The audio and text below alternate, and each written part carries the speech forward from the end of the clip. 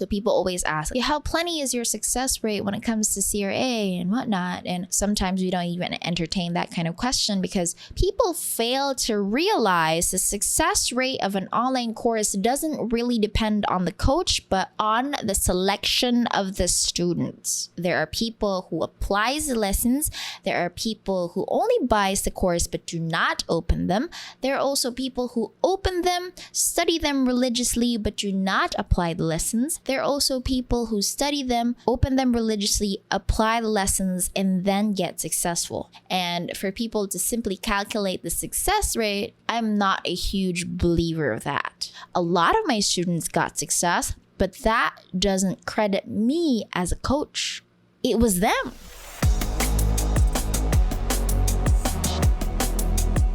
Welcome to the Marketers Lounge podcast. This is your host, Demi. Welcome. Episode 4 already of the podcast. You think about that.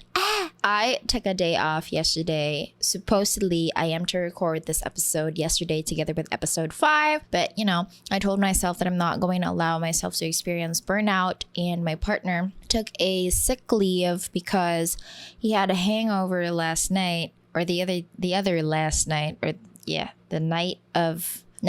Wednesday morning, because we had a birthday celebration. It was our dive instructor's birthday, and our dive instructor is the mom of all divers in the dive center we are in. And so we just had to be there, even though I was too tired recording 2 episodes, episode 2 and 3. And then the day after that, I had to go straight to a different city just to make sure that I'm there and, celebrating her birthday. But anyways, belated happy birthday to our scuba dive instructor, Maricris Legaspi. Mama, if you're watching, happy birthday. Belated. We truly enjoyed your birthday 2 nights ago. But yes, that's what happened yesterday. I'm just telling you that a little bit of a story background because I am super pumped to be recording 2 episodes today. Let's bring it on. And of course, what we are going to be talking about today is something that I'm also super pumped about because we will be comparing freelancing versus online courses, in accordance to the rules that you are playing in the digital marketing industry. So I'm super excited about this. I experienced freelancing and I've also experienced online courses. So I think I do have a couple of tips and tricks and, pieces of advice here and there that I can give to you. I can probably answer you questions. Which one is better? Which one is good for this type of person? Which one is good for this type of person? Things you cannot do, can do, those things. Those are the things that we are going to be talking about today. And so let us firstly define what freelancing is and then define what online courses are. Alrighty, so let's define freelancing first. So freelancing, of course, is offering your services to other people online. And usually you are always on call. So you only work when the client needs you to. And if the client doesn't need you on that day, then you don't work. You're not tied to any specific shift.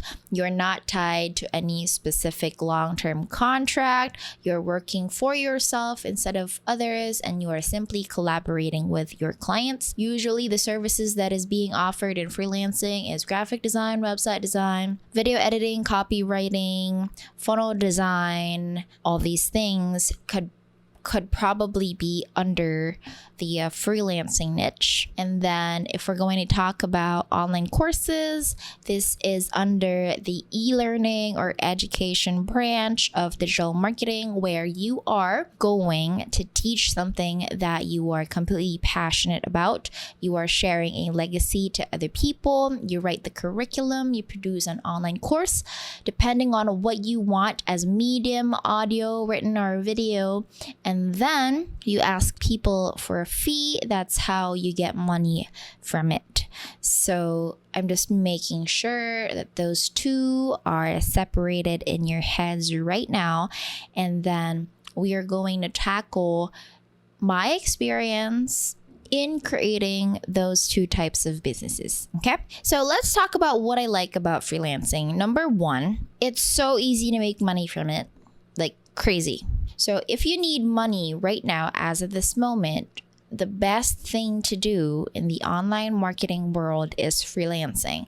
So you can learn a skill or get interested in a skill, put your heart, soul, sweat, tears on it, and then you can start selling it online. Okay, so it's very easy to make money out from it because once you get a client, you get the money right then and there. You don't need to do a lot of upfront work, and usually when it's a service, it's like, okay, I need your service right now, do this for me, right? I'll do that for you, and then you pay me, done. The transaction is already done. That's one of the things that I like most about freelancing, is that you don't need to do any sort of like preparation. Like, you just literally need to look for a client, and then once you find a client, money will already be in your fingertips, period. It's very easy to make money in freelancing. It also has a very low barrier of entry, meaning once you learn a skill, you can definitely offer that as a service already. Okay, not saying that you can learn a skill and offer a service of a subpar quality. I'm talking about learning the skill to the best of your ability and then offering it as a service so that your clients can ensure that they have their money's worth. Okay. Another thing that I like most about freelancing is the network. So if you have a client phone book, basically a list of clients that you have offered your services to, you can always reconnect with them and go back to them and say like, hey, do you need my services at the moment? Follow up, do a couple of follow up, and usually it works, so if you are looking for a client as of this moment, but you do have a list of clients right there, you can always email them back and say, hey, Marge, I was your graphic designer back then. I'm wondering if you are in need of graphic design services, because if you do, I'm available. I'm not booked today. You can always book me or call me and we can come up with a specific project task, that kind of stuff. And so it makes it a little bit easier for you again to earn money, because then the network is there. So they can always come back to you, of course, if they are very much satisfied with your service. What I do not like about freelancing, on the other hand, is number one, it's not always easy to find clients. Okay, so it's easy to find clients, but it's not. That's what I'm talking about here. So when you have a client, right, you can make money out from it, but sometimes it really is dry. So the industry is dry and it's just hard. You're having a hard time looking for clients, and that's okay, because all you need to do is just be patient and market yourself again, right? But then once you have clients, the money is right there in your pocket, like right away. So you can use that money for something else, right? So if you're definitely desperate to have money right there in your pockets as of the moment, I would still say freelancing is the way to go, and you will find out later, if we're going to compare that to online courses, it's a completely different game. Okay, that's one of the things that I don't like about freelancing, is that there are really dry periods. I mean, like everything else in life, there are dry periods. Like in any type of business, in any sort of, even if it's a physical or a digital business, there are really dry days. Okay, so you can never say that whichever business you're in, there's always cha-chings popping in your pockets. It's not always like that.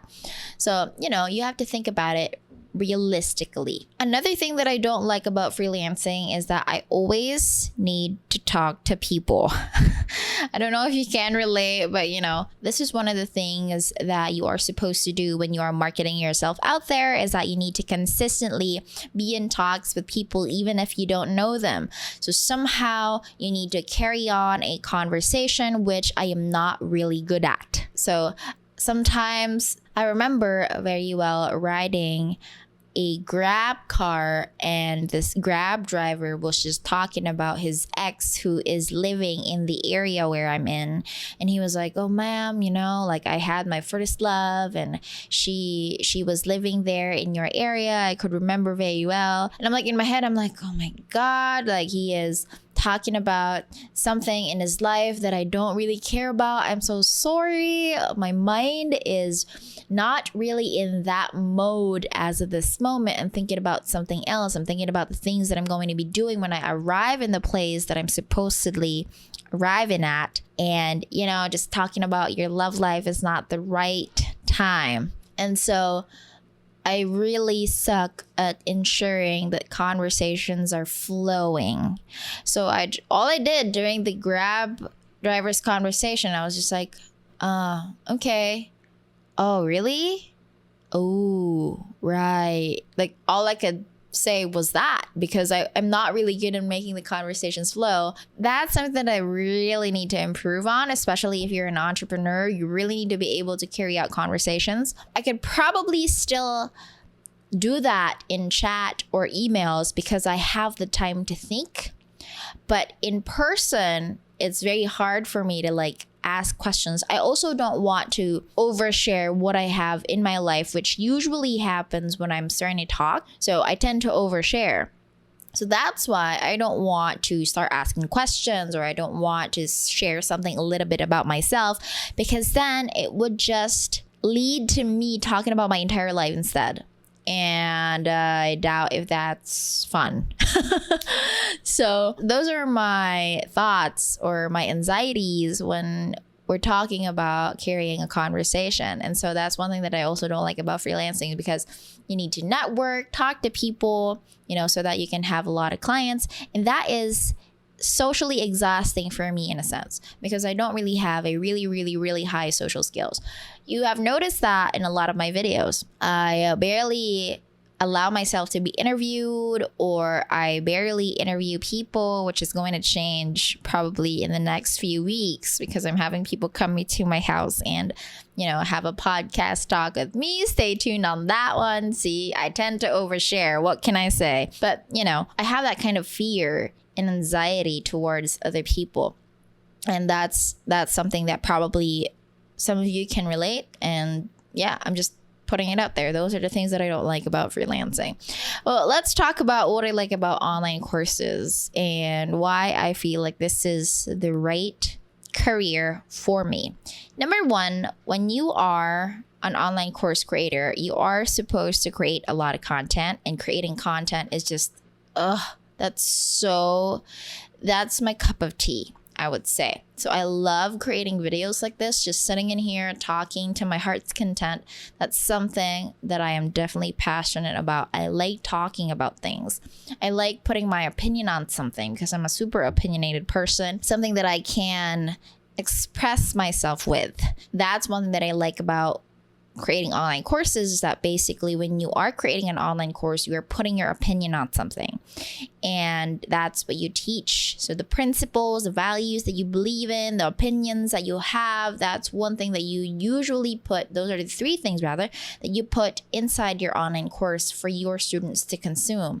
And I love that part of it. I love creating content. I'm a teacher by nature, and so that part in itself is what I like. I'm not sure if you can relate. I know some people do. Some people like to share their opinions and the principles and the values they believe in about a certain topic.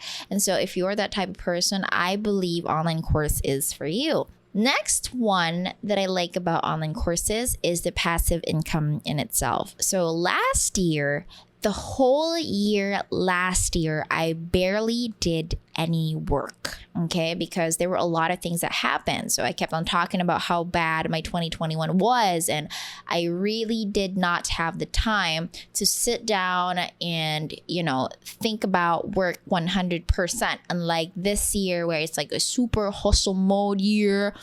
But last year, my God, I barely did anything. What I did do is just dive. So I did a lot of scuba diving. I now have 58 log dives, and that was because of last year. I just kept on diving every single week, and when I'm not doing anything, I'm diving. That was my way of escaping from reality, was immersing myself underwater and looking at the fishies and looking at, the sea creatures, just immersing myself underwater because, my life on the surface wasn't really that good, and I was not in the right emotional state, if you will. And so, yeah, I did not work. And because of CRA, because of Create Norris Academy, I'm still receiving money. So even if I wasn't working for the whole year, I have funds in my bank account and there is money coming into my bank account. That's the most awesome thing about online courses. Like, my business was working for me instead of me working for my business. That's one thing also that I don't like about freelancing, is that if I'm not working, I really don't have money, like, period. And so I need to keep on looking for clients. And then when I'm not looking for clients, I'm doing a project. And when I'm not doing a project, I'm looking for clients again. Because those are the only two places that you have to be in, or the two phases that you have to be in consistently when you are freelancing. And so that's what makes online courses awesome.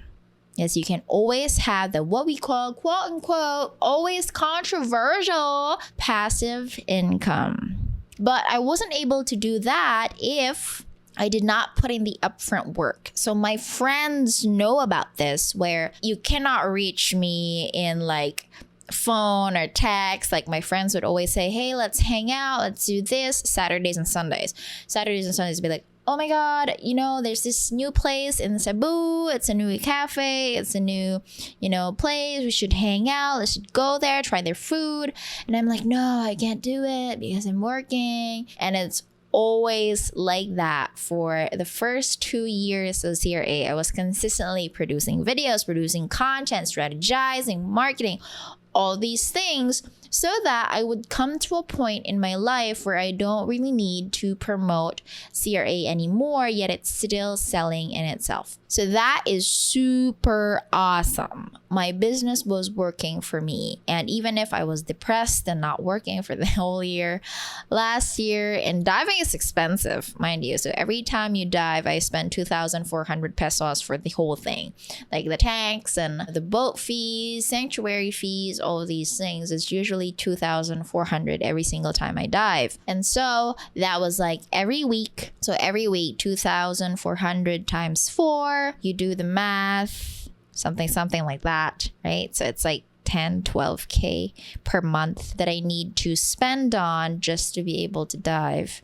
And that was one of the consistent expenses that I had last year. Then I did not worry about it because I have funds in the bank, plus I do have money coming in. And so that simply was amazing. So that's the difference between freelancing and online courses. But let's talk about what I don't like about online courses, because it's not always rainbows and butterflies, right? And one of the things that I don't like about online courses is that people usually criticize it a lot. Okay, because there is no tangible result. Unlike freelancing, where the person can see the product delivered to their fingertips, with online courses, the results are actually not tangible. So basically what I'm talking about is they wouldn't be able to see it in their own eyes. They have to work hard for it. Okay, so the results that you are offering in online courses are the results that the people really have to work hard for. You are teaching them the path, but the results are for them to be made. You as an online course creator, you as a coach, you don't really have the control over people's results. This is why I don't like it when people ask, how much is the success rate of your online course? I'm like, what? Why are you asking this? Do you not realize that I'm teaching people the path, and the path is definitely effective when applied. But if we're talking about success rate, imagine having 5,200 students, and in a regular online course, studies show that only 10% of the students apply or even open the course, for that matter. There are so many people that have enrolled in CRA that haven't even opened the course. They just enrolled.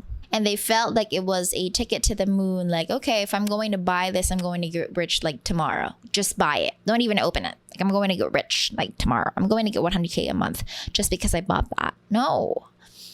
What's inside the course is what's going to give you the tools in order for you to become successful. But unless you use the tools yourself, it barely works. Okay. So people always ask, like, how much is your, or how plenty is your success rate when it comes to CRA and whatnot? And, sometimes I don't even reply to them, or I allow Rebecca to reply to them. Rebecca is my project manager and my right-hand woman. Sometimes we don't even entertain that kind of question because people fail to realize the success rate of an online course doesn't really depend on the coach, but on the selection of the students. So it really depends. Multiple types of people enroll in your online course. There are people who applies the lessons. There are people who only buys the course but do not open them. There are also people who open them, study them religiously but do not apply the lessons. There are also people who study them, open them religiously, apply the lessons, and then get successful. So there are really myriad of types of people that enroll in a certain online course. And for people to simply calculate the success rate, I'm not a huge believer of that. Okay, not because I'm getting my hands clean, but because I know for a fact that the curriculum that I wrote in CRA is the same methods that I took as a person. I'm a person. I don't have special abilities. It's just that these are the experiences that I have. I put them in writing. I made sure that it's systematic, step by step, and easy to understand. This is somehow the blueprint that I created for people, served it in a silver platter. A lot of my students got success, but that doesn't credit me as a coach. It was them. So my students' successes is not always reliant to me. I may have given them the blueprint or the path, but they're the ones who created their success. If anything, they should be thanking themselves. I remember back in the day, I have a teacher who was scolding her students, including me, and was saying that, hey, what I'm doing here, if you're not going to be submitting your requirements and things that I'm asking you to do, all the things, all that I'm left to do is really write a certain grade on your card. I'm not really responsible for your learning. And I still remember that up until this day because it's an old cliche, but it's so true. So that's one thing that you also need to understand if you're planning to create an online course is that your students' responsibility to open the course is not within your control. Like literally, you can send them a bazillion of emails to kind of like make them accountable, get an online coaching program or group coaching call every single week. They have the option to not read your emails. They have the option to not go to the coaching calls. So regardless of what kind of accountability you are creating for your students, I doubt if they're going to follow. The people who get success in an online course are usually the people who are already what? Who already has the right mindset. Unfortunately, there are still people who kept on doubting themselves. There are also people who doubt themselves yet still take action because they believe, they have faith. They have faith that it's going to pull through and that it's going to happen very soon, the dreams that they're thinking of. So there's that. And that's one of the things that I really don't like about online courses is that they always blame the course creator. Because here, especially here in the Philippines, where a lot of people are used to creating online courses that are not of high quality. And so every time someone enrolls in an online course, they're going to say, that course really sucked. Even if you poured your heart, soul, sweat, and tears on it, and you try to ensure that it's of the highest quality that you could ever possibly produce, they're still going to go inside the course and I've read a couple of chapters, but it didn't work for me, so it's not going to work for everyone. That's usually the conclusion that they get. And so, yeah, that's one of the hard things about being an online creator. But I do have I'm trying to look for my phone, but I can't find it.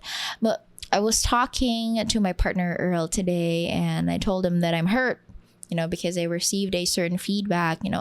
I'm like 2 years and a half in this industry of online course creating, and I still get sensitive every time I get a feedback. And this person was like, just really said something that turned me off. And I told Earl about it, and Earl was like saying, have you forgotten how many lives you changed and how many people have thanked you every day because your course exists and you came to their lives, but you are allowing yourself to be ruined by one single comment. Like, how is that even possible? Like, you have to start thinking that you're amazing. You know, the partner that he is, he was encouraging me and telling me that one person shouldn't really change who you are as a teacher. So the criticisms that you get and the feedback that you get shouldn't really change the fact of your teaching style, of how you are putting yourself out there teaching other people, because you are showing up for the people who are still listening to you. So why are they there in the first place? That's what he said. So if they don't even like you, they didn't even trust you, why are they there in the first place? So come to think of it, they don't like what you're doing, but they're still there. So it means you must have done something good and impactful that they choose to stay, but you know, they have something to say about it. Because I don't know, it's biological that if we do not find the fault within ourselves, or if it's too hurtful to claim the things that we are a failure of, we usually blame other people so that it's not that painful. You know, just a little bit of like picture to the people who are planning to create online courses. I got you. I got you. That's what I'm going to say, because I have experienced it a lot. And I'm going to tell you, at the end of the day, it's still fulfilling. Like, it's still fulfilling to create a community of freelancers who are just, you know, have really gone through different paths now, but still look back at you and, it's Demi. It's me, you know? And then I go to the mall and be like, "Where's Demi? Like, it's you. Oh my gosh, this is the first time that I'm seeing you. You know what? Like, I have reached 200,000 pesos per month now because of your course. I haven't even finished it." You know, those are the things that actually keep me going, because there are those people, and it's up to you if you're going to allow other people to judge you and the work that you do. So yeah, we're talking about the things that I don't like about online courses, but you know, I'm still going to be making online courses. There's that. So the conclusion of this podcast is to choose whether freelancing or online course creation is better. So I would say, number one, you would want to assess what type of person are you. Can you teach? That's one thing that I really want to be clear about. There are people that are good at what they do, but they cannot teach. But there are also people that are not super good at what they do, but they can teach. And I think the latter is a lot more beneficial than the first one. Because my God, this really reminds me of the math teacher that I had in college. Literally, he is super smart. He knows what he's talking about, and he can definitely solve algebraic problems in a snap of a finger. Like, he is so smart like that. But no, none of his students actually listen to him because he doesn't know how to teach. He just talks in front of the board like it's the board that he's talking to, and like just writing a couple of equations here and there, and all of us were like, okay, like he's just explaining what he's writing. Basically, he doesn't know how to teach. He's very smart. He knows what he does, and he's passionate about it, but he does not know how to teach. Okay, now let's talk about the people who are skillful enough but knows how to teach. Okay, you guys, you have the chance to impact other people. Okay, and so even if you don't know that much, I'm not saying that you don't know that much and you stay there, but I'm saying if you know enough that can help the person who is one level behind you, you can change a lot of people's lives. Okay, you don't need to be super expert. I'm not also saying that you can create a course with subpar quality. Again, it's a balance of not being an expert, but also not being stupid. Hard pill to swallow. All right. Now, how do you assess if you know how to teach? Have you taught someone before? Very simple question.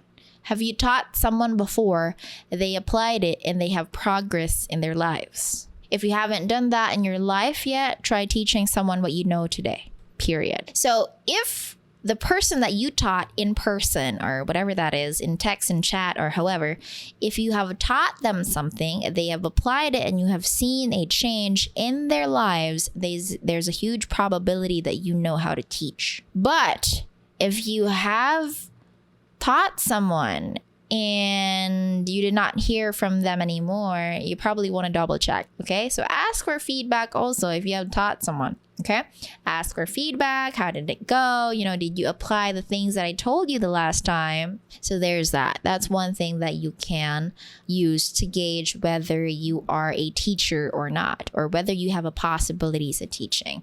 And then the rest is history. Teaching is a skill and you can definitely hone that in the years to come. So don't even think about it too much.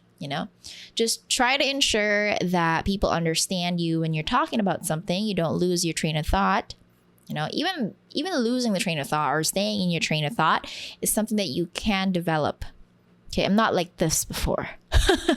I used to always go in tangents. I kept on producing videos and producing until I was able to get to this point wherein if I'm going to, lose track of time or not talk about the same thing as what I talked about a minute ago, I can always go back because then I keep myself on track. But there you have it. Alrighty. So I do hope that you have a couple of insights on whether you should go freelancing or create an online course or stay as a freelancer or create an online course or just give up freelancing and focus on online courses.